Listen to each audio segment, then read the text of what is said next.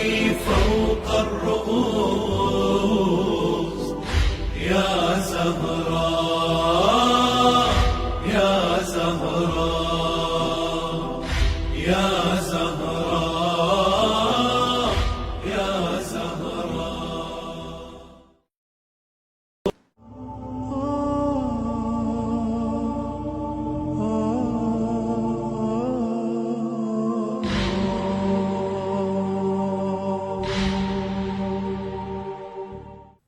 أعوذ بالله من الشيطان اللعين الرجيم. بسم الله الرحمن الرحيم. الحمد لله الذي لا يبلغ مدحته القائلون ولا يحصي نعماءه العادون، الذي لا يدركه بعد الهمم ولا يناله غوص الفتن، والصلاة والسلام على خير خلقه وأشرف بريته، الذي سمي في السماء بأحمد وفي الأراضين بأبي القاسم محمد. اللهم صل على محمد وآل محمد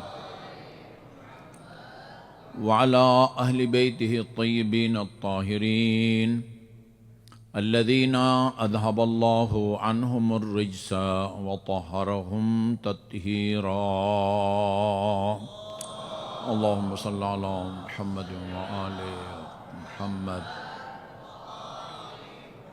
واللعن الأبدي على أعدائهم أجمعين. أما بعد، فقال الله الحكيم بسم الله الرحمن الرحيم: إنا أعطيناك الكوثر فصل لربك وانحر إن شانئك هو الأبتر. درود بھیجئے محمد وآل محمد پر. اللهم صل على محمد وآل محمد وآل محمد. مرحوم مجلسی نے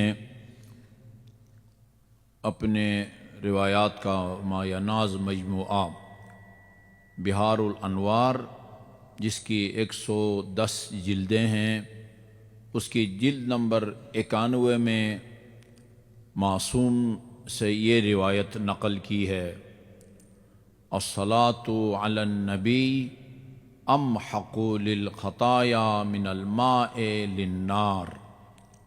پانی آگ کو اس طرح نہیں بجھا سکتا جس طرح محمد اور آل محمد پر صلوات گناہوں کو مٹاتی ہے.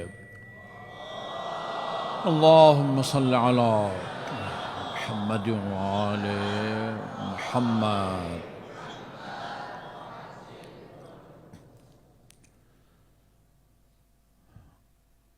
میرے بزرگوں اور عزیزوں، جیسے آپ متوجہ ہیں، خاتون جنت علیہ الصلاۃ والسلام کی شہادت کی 2 تاریخیں بیان کی جاتی ہیں،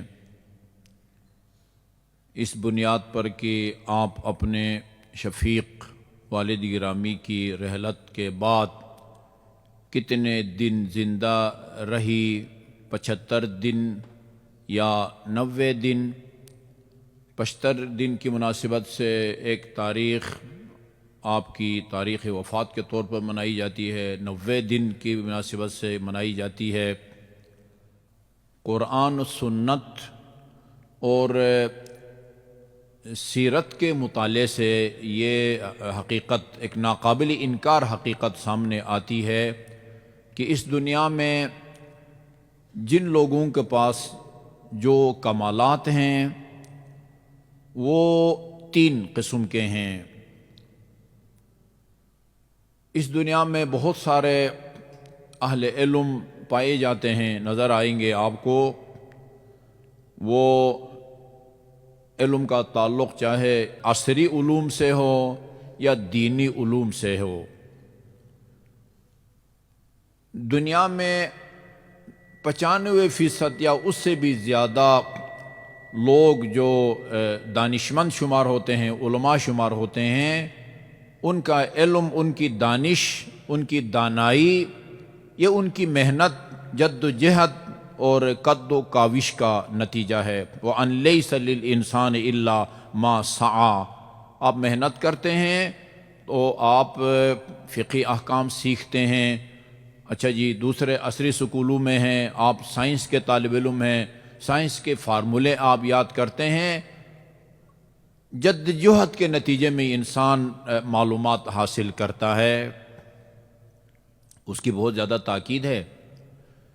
بعض معلومات ایسے ہیں یا بعض کمالات، معلومات بھی کہیں، بعض علوم، بعض کمالات ایسے ہیں جن کے لیے کوئی جد و جہد کرنے کی ضرورت نہیں ہوتی، بلکہ اسلاف سے، آباء و اجداد سے موروثی طور پر خود بخود غیر اختیاری طور پر انسان تک بعض چیزیں، کوئی پسندیدہ خصوصیتیں بھی، ناپسندیدہ خصوصیتیں بھی موروثی طور پر منتقل ہوتی ہیں، کمالات بھی منتقل ہوتے ہیں، نقائص، خامیاں بھی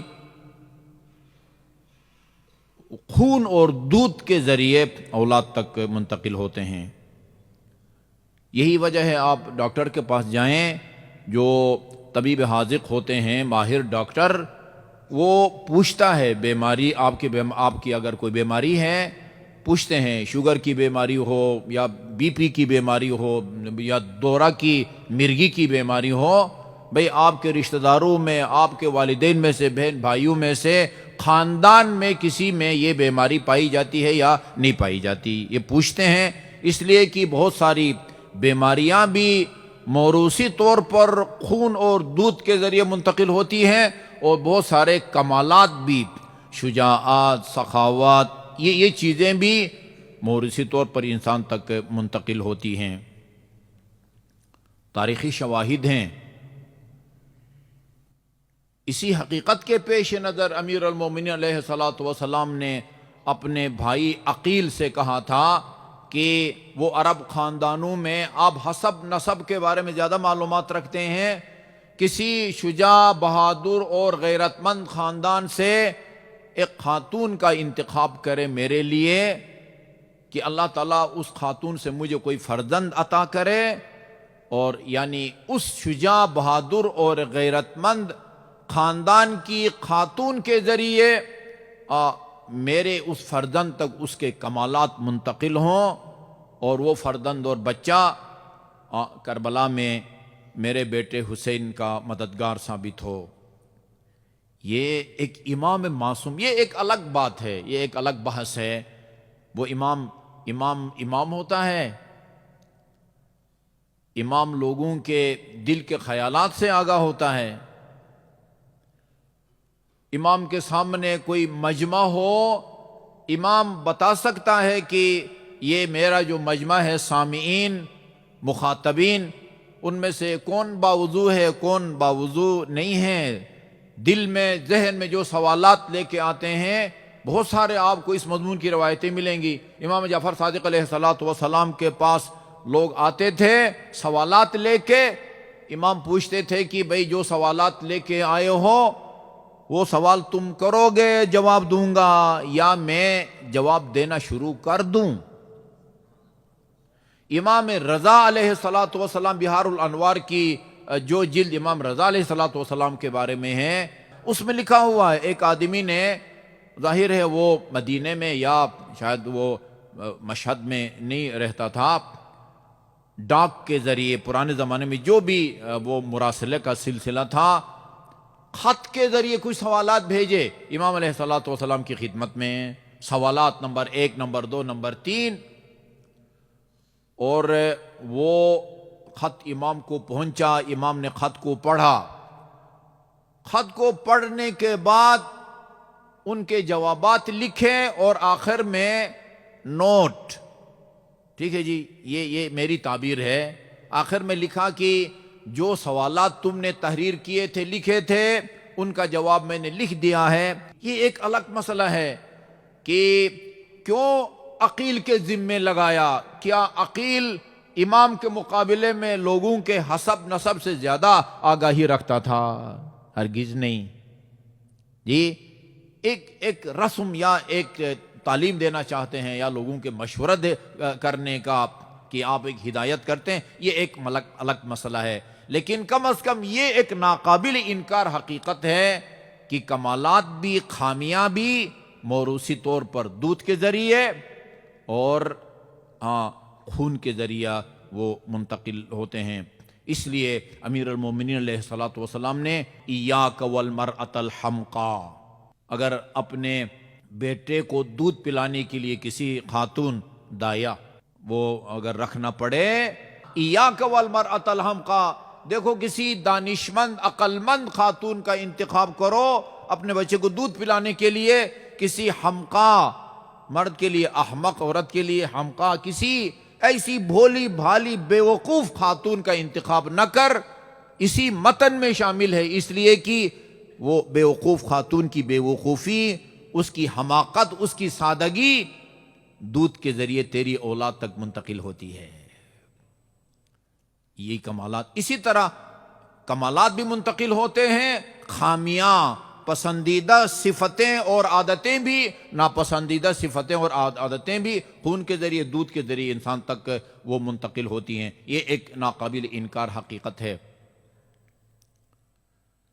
جو تیسرا ذریعہ ہے وہ دنیا کے تعلیم و تعلم کا جو رائج طریقہ ہے اس سے بالکل برعکس، اس کے بالکل خلاف، غیر معمولی طریقے سے اللہ تعالیٰ اپنے بعض پسندیدہ شخصیات اور ہستیوں کو علم اور حکمت سے غیر معمولی طریقے سے نوازتا ہے۔ موروثی طور پر بھی خون اور دودھ کے ذریعے بھی وہ کمالات منتقل نہیں ہوتے، محنت اور جد و جہد کے نتیجے میں بھی، یعنی ان مسائل کو وہ رٹتے نہیں ہیں۔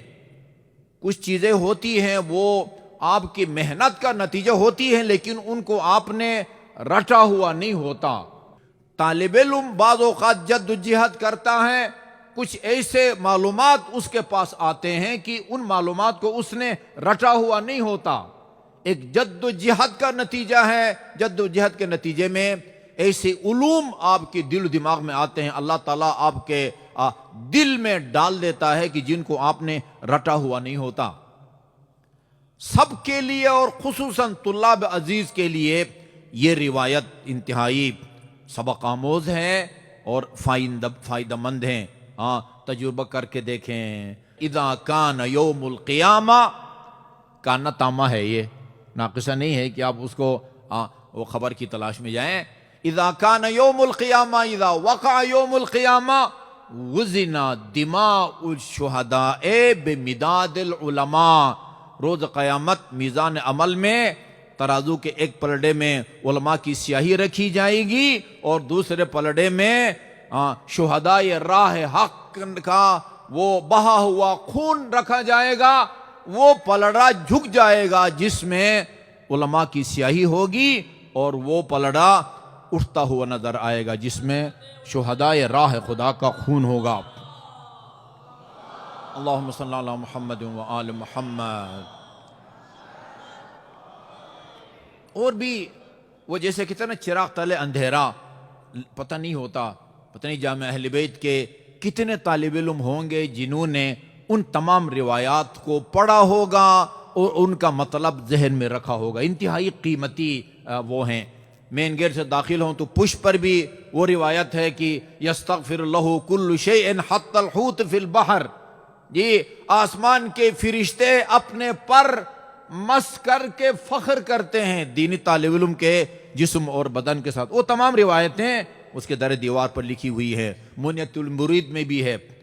انہی روایات میں سے ایک روایت یہ ہے، تجربہ کر کے دیکھیں، من اخلص للہ 40 یوما جرت الحکمت من قلبہ علی لسانہ۔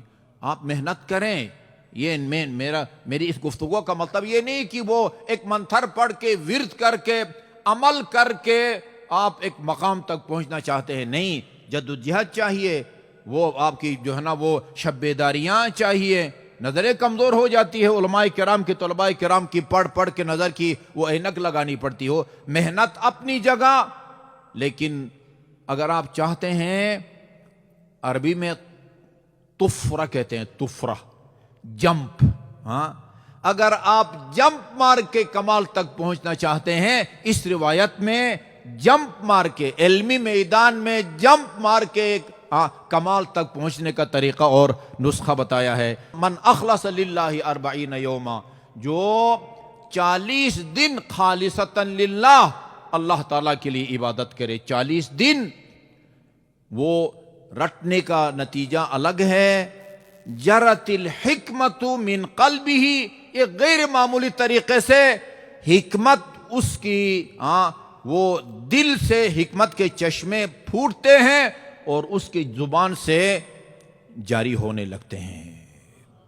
یہ معصوم کا کلام ہے، سیاسی شخصیت، دھوکہ باز اور کرپٹ آدمی کا وہ بیان نہیں ہے جی۔ جرت الحکمت من قلبہ علی لسانہ، حکمت کے چشمے اس سے دل سے نکل کر زبان پہ جاری ہوتے ہیں۔ دل میں کہاں سے آتے ہیں؟ یہ وہ ہے تعلیم و تعلم کا وہ رائج طریقے سے مختلف اللہ تعالیٰ اپنی قدرت سے اس کے دل میں القاء فرماتا ہے۔ اللہ تعالیٰ اس کے دل میں وہ حقائق سے اس کے دل کو اللہ تعالیٰ بھر دیتا ہے۔ یہ وہ غیر معمولی طریقہ ہے۔ کوئی اولی العزم رسول نہیں ہے، عام رسول بھی نہیں ہے، نبی بھی نہیں ہے، امام بھی نہیں ہے، لیکن اللہ کی یہ ایک خاص عنایت ان کے شامل حال ہے۔ ان میں وہ تاریخ اسلام سے پہلے حضرت مریم کے بارے میں ہے، قرآن کے اندر موجود ہے، ہاں، یا مریم، جبرائیل نے آ کے کہا ہے، یہ جبرائیل، یہ بھی ایسے نہیں کہ اس کے کان میں ڈال دی گئی ہو بات، نہیں، جبرائیل نے آ کے کہا یا مریم ان اللہ اصطفاکی وطہرکی واصطفاکی علی نساء العالمین۔ حضرت مریم سے کہا کہ اللہ تعالیٰ نے آپ کا انتخاب کیا ہے، آپ کو پاک و پاکیزہ قرار دیا ہے، اور تمام دنیا کی عالمین کی عورتوں پر آپ کو برتری دی ہے۔ یا مریم اقنتی لربک واسجدی وارکعی مع الراکعین، یہ حضرت مریم، وہ جبرائیل ان پر نازل ہوتا ہے اور ان کو یہ احکامات دیتا ہے۔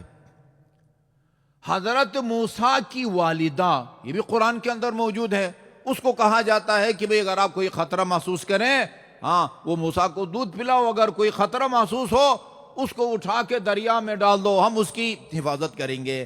امام معصوم نے اس کی تصدیق کی ہے، اپنی پھوپھی سے کہا الحمدللہ یا عمّا، اللہ کا لاکھ لاکھ شکر ہے پھوپھی کہ انت عالمۃ غیر معلمہ و فہیمۃ غیر مفہمہ، آپ وہ عالمہ ہیں غیر معلمہ جس کو علم کسی نے سکھایا نہیں ہے، وہ فہیمۃ غیر مفہمہ، اور وہ آپ دین کی شریعت کی فہم رکھتی ہیں کہ شریعت کسی نے آپ کو سمجھایا نہیں ہے۔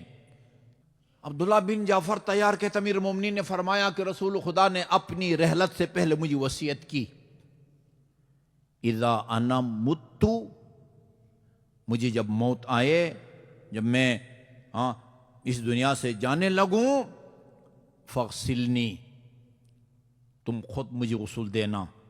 رسول خدا کی وصیت پر عمل کی ہے، امیر المومنین نے خود آن حضرت کو غسل دیا ہے۔ پھر مجھے کفن دو، وحنطنی، اس کے بعد پھر حنوط واجب ہے، جس طرح غسل واجب ہے، جس طرح وہ کفن دینا واجب ہے، اسی طرح حنوط بھی واجب ہے۔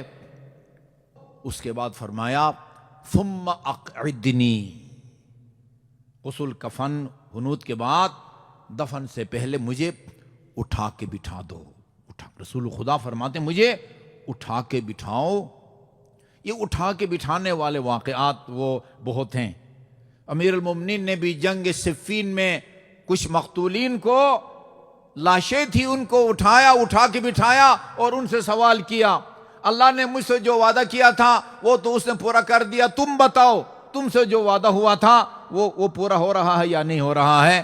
امیر المومنین کے مخلص اصحاب میں سے کسی نے پوچھا، یا امیر المومنین، یہ لاش سے آپ باتیں کر رہے ہیں، در و دیوار سے باتیں کر رہے ہیں، یہ لاش آپ کا سوال سمجھتی ہے کہ آپ کا جواب دے سکے؟ فرمایا جس طرح بدر کے مقتولین سے رسول خدا نے یہی سوال کیا تھا، جس طرح بدر کے مقتولین رسول کا سوال سمجھتے تھے، یہ میرے ہاتھ کے مارے ہوئے یہ بھی میرا سوال سمجھتے ہیں۔ اٹھا کے بٹھایا، فرمایا اٹھا کے بٹھاؤ، ثم ضع یدک علی صدری، پھر اپنا ہاتھ میرے سینے پر رکھو۔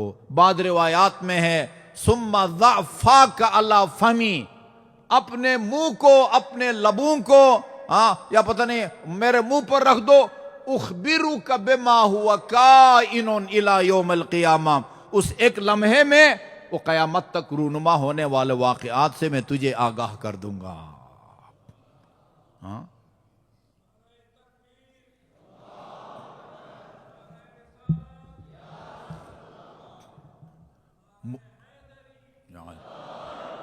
رسول وہ معلم ہیں جن کا فیض زندگی کی طرح ظاہری رحلت اور وصال کے بعد بھی جاری رہتا ہے۔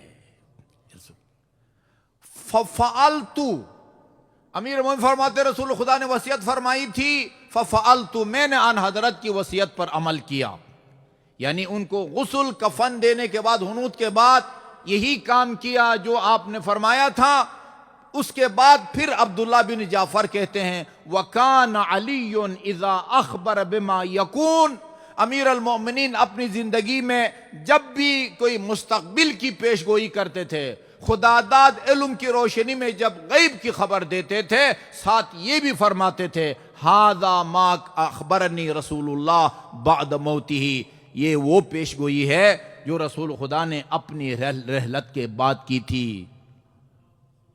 جی علی اگر متعلم ہیں اور رسول خدا استاد ہیں، یعنی جناب زینب کبریٰ وہ روایات میں ہیں امیر المومنین ان کو درس دیتے تھے، لیکن آپ کے علم کا ذریعہ صرف یہ بابا کی تعلیمات، بابا کی تدریس نہیں تھی، ان کے پاس اور بھی غیر معمولی ذرائع تھے جناب زینب کبریٰ کے پاس، جس کی تصدیق امام معصوم نے کی ہے، انت بحمد اللہ عالمۃ غیر معلمہ وفہمۃ غیر مفہمہ، وہ عالمہ اور دانشمند ہیں کہ جس نے علم و دانش کو کسی عام رائج طریقے سے حاصل نہیں کیا ہے، جی عالم ملکوت کے ذریعے آپ کے قلب پاک پر بہت ساری حقائق کا القاء ہوا ہے۔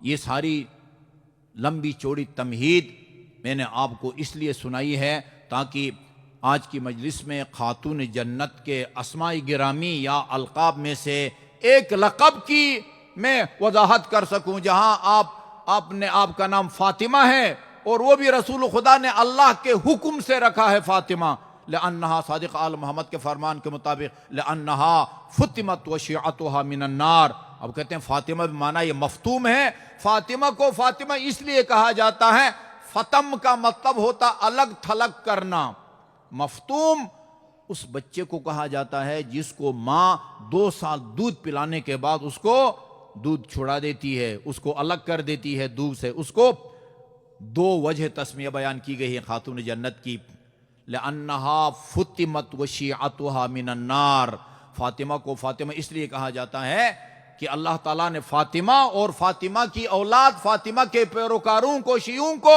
اللہ تعالیٰ آتش جہنم سے اس نے دور رکھا ہے، یہ ایک وجہ۔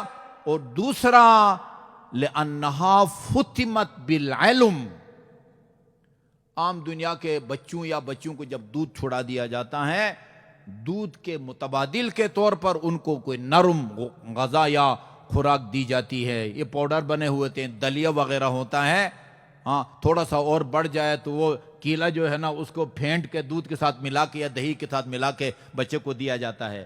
دودھ کے متبادل کے طور پر ایسی نرم خوراک اور غذا دی جاتی ہے جس کو وہ آسانی سے ہضم کر سکے۔ خاتون جنت کو جب جناب خدیجہ الکبریٰ نے دودھ چھڑایا ہے، دنیا کے عام بچوں کو جہاں یہ عام کھانے پینے کی چیزیں، نرم چیزیں دودھ کے متبادل طور پر دی جاتی ہے۔ اللہ تعالیٰ نے خاتون جنت کو علم اور حکمت سے سیر کیا ہے۔ فتمت بالعلم، علم کے ذریعے اللہ تعالیٰ نے خاتون جنت کو اس کے ذریعے دودھ چھڑایا ہے۔ محدثہ، راضیہ، مرضیہ، ایک ایک نام عصمت کی دلیل ہے، ایک ایک نام۔ راضیہ، مرضیہ، صدیقہ، محدثہ۔ کیوں محدثہ کہا جاتا ہے؟ میں 2-3 روایتیں میں نوٹ کر کے لایا ہوں۔ بعض روایت بہار کی ہیں، بعض روایات مرحوم صدیق کی وہ علل الشرائع کی ہے رحمت اللہ علیہ۔ 300 سے زیادہ کتابیں لکھی ہے مرحوم صدوق نے۔ اب ان میں سے بعض کتابیں دستیاب ہیں اور بعض کتابیں دستیاب نہیں ہیں۔ علل الشرائع بھی مرحوم مجلسی کی ہے جی، اس کے اندر یہ روایت موجود ہے، انما سمیت فاطمہ محدثہ۔ فاطمہ کا نام جہاں فاطمہ رکھا گیا ہے، جہاں راضیہ رکھا گیا ہے، مرضیہ رکھا گیا ہے، بطول، عذرا، وہاں محدثہ۔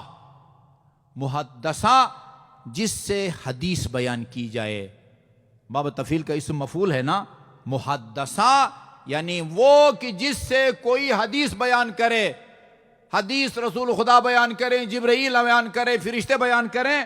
انما سمیت فاطمہ محدثہ، فاطمہ کو محدث کہا جاتا ہے۔ فاطمہ کا نام جہاں فاطمہ رکھا گیا، راضیہ، مرضیہ، وہاں فاطمہ کا نام محدثہ بھی رکھا گیا ہے۔ کیوں؟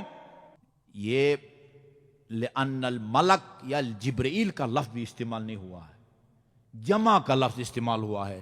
لأن الملائکۃ، اس لیے کہ آسمان کے فرشتے، وہ کہتے ہیں منطقی جمع جو ہے 2 اور 2 سے اوپر ہے، اور جو علم نحو اور صرف کی جو جمع ہے وہ 3 اور 3 سے اوپر ہیں۔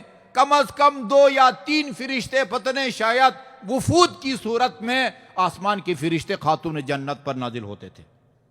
لأن الملائکۃ کانت تہبط من السماء، آسمان سے حبوط، ہوائی جہاز میں بھی لینڈنگ کو حبوط کہتے ہیں آج کل کی وہ عربی میں۔ کانت تہبط من السماء، وہ آسمان سے نازل ہوتے تھے۔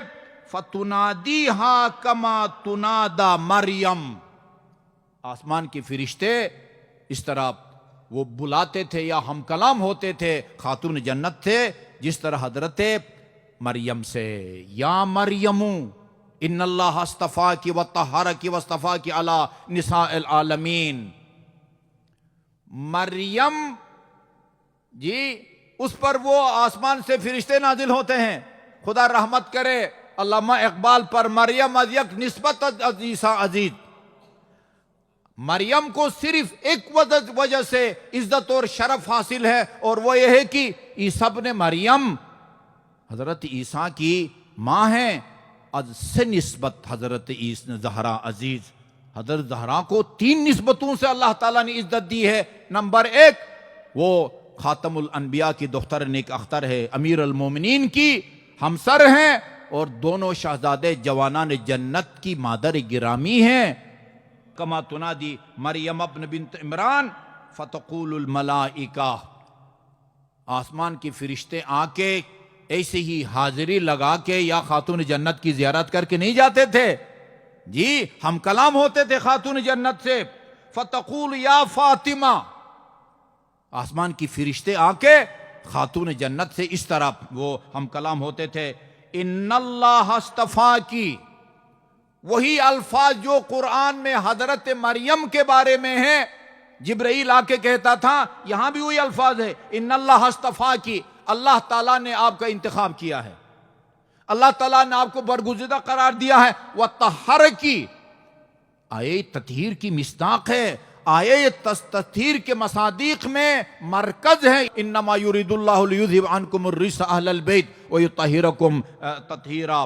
جب تعارف کرایا گیا جن پر آیے کریمہ نازل ہوئی ہے، ہم فاطمۃ ابوہا و بعلہا و بنوہا ہے۔ فرشتوں نے کہا ان اللہ اصطفاکی وطہرکی، یہ علل الشرائع کی عبارت ہے۔ اور ایک اور روایت میں جب کسی نے امام جعفر صادق علیہ السلام سے کہا کہ آپ کی مادر گرامی حضرت زہرا محدثہ کیوں کہلاتی تھی، تم ایسی ایسی باتیں پوچھتے ہو، جو باتیں پوچھی جانی چاہیے وہ بھی پوچھتے ہو، جو باتیں نہیں پوچھی جانی چاہیے وہ بھی پوچھتے ہو۔ اچھا جی، تم نے اگر پوچھ لیا ہے تو سنو، ان فاطمہ مکثت بعد رسول اللہ 75 یوما، ہماری مادر گرامی خاتون جنت اپنے بابا رسول خدا کی رحلت کے بعد 75 دن اس دنیا میں زندہ رہی۔ اس حساب سے غالباً یہ تاریخ بنتی ہے، 90 کے حساب سے وہ 3 جمادی الثانی کی تاریخ بنتی ہے۔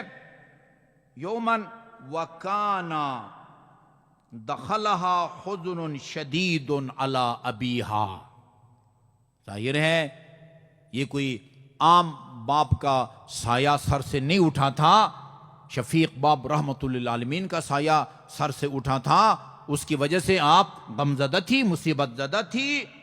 اس لیے وکان جبرائیل یاتیہا، جبریل امین رسول خدا کی رحلت کے بعد خاتون جنت کے پاس، دختر پیغمبر کے پاس جبرائیل آتے تھے، فیحسن عزاءہا علی ابیہا، بہت اچھے انداز میں جبرائیل آ کے تعزیت پیش کرتا تھا، تسلیت پیش کرتا تھا، آپ کی دلجوئی کرتا تھا، اور وَيُخْبِرُهَا عَنْ أَبِيهَا وَمَكَانِهِ، جی خاتون جنت کی دلجوئی کے لیے رسول خدا کا تذکرہ کرتا تھا، رسول خدا کے فضائل بیان کرتا تھا، رسول خدا کا خدا کی بارگاہ میں جو مقام و منزلت ہے۔ ظاہر خاتون جنت جب غمزدہ تھی، محزون تھی، مصیبت زدہ تھی، آپ کی دلجوئی کرتا تھا جبرائیل، آپ کے پاس آ کے رسول خدا کے فضائل کو، کرامات کو، معجزات کو بیان کر کے، اور خدا کی بارگاہ میں جو آپ کو مقام حاصل تھا ان کو بیان کرتا تھا، تاکہ یہ وہ غم کا، مصیبت کا بوجھ ہلکا ہو جائے۔ وَيُخْبِرُهَا بِمَا يَكُونُ بَعْدَهَا، اور جبرائیل آ کے خبر دیتا تھا کہ آج کے بعد کیا ہونے والا ہے، آئندہ میں، مستقبل میں رونما ہونے والے واقعات کی وہ خبر دیتا تھا۔ وَكَانَ عَلِيٌّ يَكْتُبُ ذَلِكَ، ادھر جبرائیل خاتون جنت پر نازل ہوتا تھا، اصول کافی میں بھی ہے، اور بتاتا تھا، رسول کے فضائل بھی بیان کرتا تھا، مستقبل میں رونما ہونے والے واقعات کو بیان کرتا تھا۔ جبرائیل خاتون جنت پر نازل ہو کے وہ املا لکھا رہا ہے، اور امیر المومنین پاس بیٹھ کے لکھ رہے ہیں۔ کان علی یکتب ذالک، یہ املا، یہ امیر المومنین تحریر فرماتے تھے۔ وہذا مصحف فاطمہ، یہ تم نے مصحف فاطمہ سنا ہوگا، یہ مصحف فاطمہ اسی کا نام ہے۔ رسول خدا کی رحلت کے بعد جبرائیل امین آتا تھا، اور آنے کے بعد خاتون جنت کے وادل گرامی کے فضائل کو بھی بیان کرتا تھا، اور مستقبل میں رونما ہونے والے واقعات کو بھی۔ تیسری روایت، یہ بھی امام کا فرمان ہے، اِنَّا عِندَنَا مصحف فاطمہ، تمہیں پتہ ہے ہمارے پاس مصحف فاطمہ ہے، ہمارے پاس جو ایک علمی ذخیرہ ہے جو دنیا میں کسی کے پاس نہیں، اس علمی ذخیرہ کا نام مصحف فاطمہ ہے۔ وَمَا يُدْرِيهِمْ مَا مصحف فاطمہ، دنیا کیا جانے مصحف فاطمہ کیا ہے؟ وَمَا يُدْرِيهِمْ مَا مصحف فاطمہ، قَالَ فِيهِ مِثْلُ قُرْآنِكُمْ هَذَا 3 مرات، اس میں تمہارے اس قرآن میں جتنے احکام الہی ہیں اس سے 3 گنا احکام مصحف فاطمہ کے اندر موجود ہیں۔ آپ کو تعجب نہیں ہونے چاہیے، وہ قرآن کا تو دعویٰ ہے، لا رد ولا یابس الا فی کتاب مبین، ہر خشک و تر کا ذکر قرآن کے اندر موجود ہے۔ نماز کی رکعات کہاں ہیں؟ صبح کی 2، ظہرین اور عشاء 4، مغرب 3، کیا پڑھنا ہے؟ وہ قیام میں کیا پڑھنا ہے، سجدے میں کیا پڑھنا ہے، یہ کیا پڑھنا ہے؟ تمام کے تمام مبتلات صوم، روزہ کن چیزوں سے باطل ہوتا؟ کچھ کا ذکر ہے، سب کے سب کا ذکر نہیں ہے۔ پانی میں ڈبکی لگانے سے روزہ باطل ہو جاتا، کہاں ہے قرآن کے اندر؟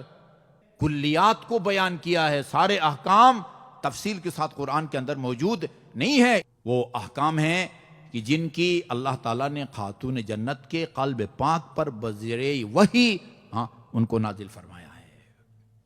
محدثہ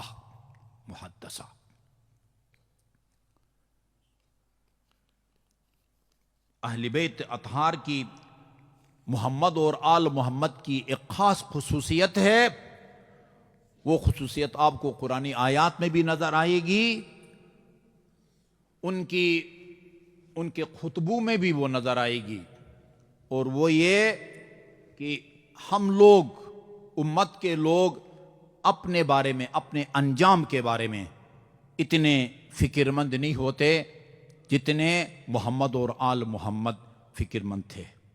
2 مقامات پر اللہ تعالیٰ نے اپنے حبیب کی دلجوئی کی ہے. 2 مقامات پر خدا نے اپنے حبیب سے یہ فرمایا ہے کہ یہ آپ اپنی امت کے برے انجام کا تصور کر کے اپنے آپ کو ہلاکت میں ڈال رہے ہیں. میرے حبیب، ما انزلنا علیک القرآن لتشقی، یہ قرآن ہم نے آپ پر اس لیے نازل نہیں کیا ہے کہ آپ اتنے اپنے آپ کو مشقت میں ڈالیں. جی، لعلک باخع نفسک، یہ اس صدمے سے، امت کی گمراہی کے صدمے سے آپ اپنے آپ کو ہلاک کیے جا رہے ہیں. ایک اور مقام پر بھی اس قسم کی تعبیر ہے. اپنا تعارف کرایا نا نواسۂ پیغمبر نے، اما ہذہ امامۃ رسول اللہ انا لابسھا. قوم جفاکار، یہ بتاؤ یہ امامہ جو میرے سر پر ہے یہ میرے نانا رسول خدا کا امامہ نہیں ہے؟ قالوا بلا، یقیناً آپ کے نانے کا امامہ ہے. اما ہذہ سیف رسول اللہ انا مقلدھا، یہ تلوار جو میں نے آویزان کر رکھی ہے یہ میرے نانا کی تلوار نہیں ہے؟ قالوا بلا، اس دنیا میں میرے علاوہ تمہیں کوئی دوسرا نواسۂ پیغمبر مل سکتا ہے؟ کلا، ہرگز نہیں، آپ واحد روئی زمین پر نواسۂ پیغمبر ہیں. میں نے تمہاری شریعت کو کوئی نقصان پہنچایا ہو؟ کلا، ہرگز نہیں. اذن بم تقاتلوننی، پھر کیوں میرے قتل پر کمر بستہ ہو؟ جواب ملا بغضا لابیک، علی سے دشمنی کی وجہ سے ہم آپ کو شہید کرنا چاہتے ہیں. راوی کہتے ہیں ایسے موقع پر دشمن کے سامنے ہم نے نواسۂ پیغمبر کو دیکھا، آپ کی آنکھوں سے آنسو جاری ہیں. دشمن کے سامنے میدان کربلا میں اس حساس لمحات میں امام حسین رو رہے ہیں. کسی نے پوچھا فرزند پیغمبر، یہ دشمن کے سامنے اس حساس وقت میں رونے کی کیا وجہ ہے؟ کوئی شہید یاد آ گیا اصحاب میں سے، اولاد میں سے، بھانجوں میں، بھتیجوں میں سے؟ کہا کہ نہیں، کسی کی شہادت نہیں رلا رہی ہے. ابکی لہؤلاء القوم، میں ان لوگوں کے انجام کا تصور کر کے رو رہا ہوں. یہ میرے خون خوار، یہ میرے خون کے پیاسے، جن کے بارے میں امام کو پتا تھا کہ یہ میرے ساتھ کیا سلوک کرنے والے ہیں، اور میری شہادت کے بعد اہل حرم سے، نبی کی نواسیوں سے، علی کی بیٹیوں سے کیا سلوک کریں گے. اس کے باوجود اب کی لہؤلاء القوم یدخلون النار، یہ میرے خلاف، میری وجہ سے یہ جہنم میں جائیں گے، یہ ان کا انجام مجھے رلاتا ہے. اسی حسین کی مادر گرامی ہے اور اس رسول کی بیٹی ہیں. ہاں، بہت حوصلہ افزا روایت ہے یہ. مرحوم مجلسی نے بہار الانوار کے اندر لکھا ہے، بہار کے حوالے سے آغائی قزوینی نے بھی فاطمہ من المہد الی اللحد میں اس کو رکھا ہے. مجھے نہیں معلوم کیسا خیال آیا خاتون جنت ہماری جانیں نثار اس نام کے ایک ایک حرف پر بابا کے پاس تشریف لاتی ہیں اور فرماتی ہیں کہ بابا، آپ نے علی سے میری شادی کی، 500 درہم حق مہر رکھا. آیت اللہ سیستانی حفظہ اللہ نے منہاج الصالحین میں لکھا ہے مستحب ہے کہ یہ 500 درہم رکھو. آج کل کے اس کے مطابق 500 درہم میں جتنے وزن کا چاندی ہوتا ہے تب 1.25 لاکھ کے قریب اس کی قیمت بنتی ہے، 1.25 لاکھ کے قریب. میری شادی کے بعد جو بھی اپنی بیٹی کی شادی کرتا ہے یہی حق مہر رکھا جا رہا ہے. بابا، میں رحمت للعالمین، اس کائنات کی مخلوق میں سب سے افضل مخلوق کی بیٹی، رحمت للعالمین کی بیٹی، میرا حق مہر بھی 500 درہم اور عام عرب لڑکیوں کا حق مہر بھی 500 درہم. یعنی گویا خاتون جنت یہ فرمانا چاہتی ہیں کہ جتنا فرق مجھ میں اور عام دنیا کی خواتین میں ہے، وہی فرق میرے حق مہر اور عام عورتوں کے حق مہر میں ہونا چاہیے۔ آپ نے فرمایا بیٹی علی سے کہتے ہیں 500 اور دے دے۔ 500 درہم امیر المومنین ادا کر چکے تھے۔ فرماتی ہے نہیں بابا، میں کوئی درہم و دینار کمانے نہیں آئی آپ کے پاس، بلکہ میں تو یہ کہوں گی کہ علی نے جو 500 درہم ادا کر دیا ہے وہ علی کو واپس لوٹا دیں۔ پھر بیٹی باپ کے پاس کیا خواہش اور فرمائش لے کے آئی ہو؟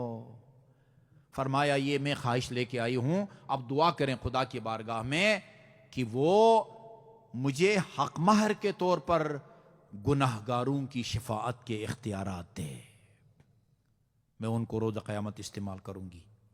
جبرائیل امین سبز رنگ کے کپڑے میں لپیٹ کے شفاعت کے اختیارات دستاویز لا کے رسول خدا کی خدمت میں پیش کرتے ہیں۔ یا رسول اللہ، یہ میں اللہ تعالیٰ کی طرف سے آپ کی بیٹی کے حق مہر کے طور پر ان کی شفاعت کے اختیارات لے کے آیا ہوں۔